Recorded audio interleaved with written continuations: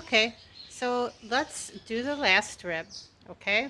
And we're going to triangulate this because every horse's anatomical landmarks are a little bit different. And depending on their fitness level and how fluffy they are, like this one, you're going to get different. It's going to feel different, but like I tried to stress in that first video about palpation, just do it. Get to know your horse, and you're going to be okay. If you know what you're feeling, like right here, there's a whole bunch of adipose, call it fat. So I'm finding her last rib, okay? So the other thing, I was going to mark that out better, but you can kind of, there's some hairline things that you can kind of try to find that can help, but they're not always perfect. Okay, so because her last rib is curling up, I'm erring on the side of caution here. Okay, so I'm palpating it up, and then where it stops, this is her rib shelf here, I just do a line straight up. Okay, so I'm not really worried about if I found T18 right here, because the last rib is the structure that you don't want to go past, and I'm doing what I can to palpate, okay? This markup looks different kind of on every horse I do, so this is not your typical saddle fitting markup that we're doing today.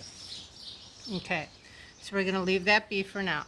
Now, as I mentioned earlier, from what I've studied and read, you know, the 4 through 7 is the withers, but you know, the first one you really feel could be 5, but because I'm saying it's in front of this line, I'm going to call that 4. So now here's where you can start, just like I said, it's a triangulation. We're going to work back to front, front to back, and we're just going to see how close we get. And I'm doing this cold, you guys. I haven't done this on this horse like ever, honestly. Okay, so 4. Okay, let's see. 5, 6, 7, 8. This one's tough. I'm going to call that 9. This one I can't feel, to be that honest with you, but I feel something here, so I'm going to call that 10, meaning that I just went over spinous process T10. Okay? They change position, you know, my horse is enjoying this a little too much. 11, I'm going to say, I think that could be, I'm going to start over. You're going to want to do this too. Okay. Let's go, sweetheart. Let's go. Okay. T8, 9, 10. Okay. 10 is a landmark that we want to, I'm going to mark it. This is kind of hard to do with just holding the phone, but my pivot isn't set up right now. Okay, let's call this 10. Okay, we'll explain why later. Okay, this one's tough. 11 is buried. I think this is 12 because of the way they change angle.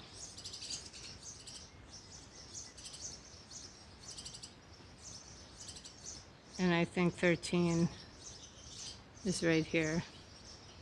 Now, you'll hear people say that, sorry, girl. You're okay, good girl. Okay, so you'll hear people say you take your chasings at 8, 13, 18. But we're going to talk about some studies coming up and the relevance of T10. So I'm marking it today, and I'm going to be doing some tracings that'll show up in another video. Are you still square? Stand up. Stand up. Good girl. Okay. So it's 13. Okay, let's see how close I get. Okay, guys taking bets. 14. Ooh. 14. 15. 16. 17. I ran out of stuff, so let's go backwards. Let's go 18. Well, no, because then the hair doesn't flow well. I'm going to start over. Okay?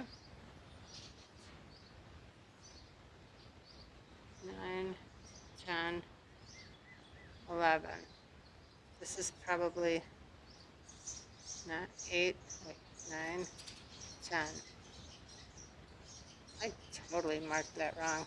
This is 10. Okay? This is 10. Okay? 11. Maybe 12.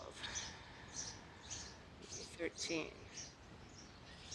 That would make more sense, because now I was a vertebra off. Okay? We're doing this together, guys. This is 13. Okay? This is 14, 15, 16, 17, 18. And I'm right in front of T18 with my line. Okay, I hope this is helpful. This is not easy. I don't care if you're good at palpating, which I'm okay, but I don't do as much body work as I used to.